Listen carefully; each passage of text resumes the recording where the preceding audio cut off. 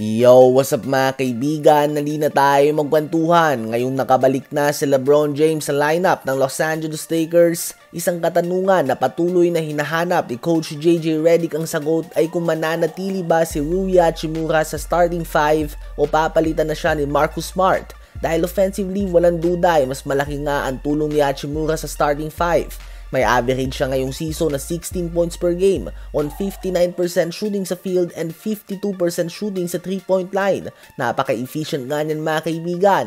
Ganun pa man with Luka, Austin Reeves, LeBron James and DeAndre Ayton sa lineup, si Hachimura na nga ang last option dito. Habang kapag andyan naman si Marcus Smart sa lineup ay gagaling nga ang kanilang depensa. Hihina ang opensa subalit mabibigyan ng much needed support si Luka at Austin Reeves pagdating sa depensa.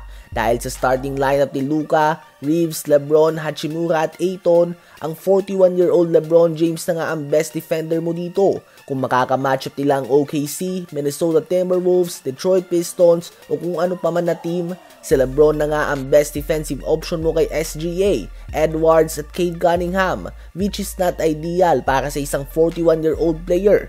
Kayo ba mga kaibigan, sa palagay nyo ba ay dapat na ilipat si Marcus Smart sa starting 5 upang lumakas ang depensa ng Lakers at matulungan niya si Luka at Austin Reeves at mas makabuelo din si Hachimura sa bench bilang 6-man o number 1 o number 2 scoring option dito? Ngayon ay tumungo naman tayo sa Los Angeles Clippers na nagkakalat lately. Sa last 10 games ay may isa lamang silang panalo at nasa baba sila ngayon ng standings. May mga injury din sila na iniinda. Si Kawhi Leonard ay may foot injury at hindi pa alam kung kailan ba ito makakabalik sa lineup. Si Derrick Jones Jr. ay out din ng at least 6 na linggo at si Bradley Beal naman ay out na nga sa buong season na ito.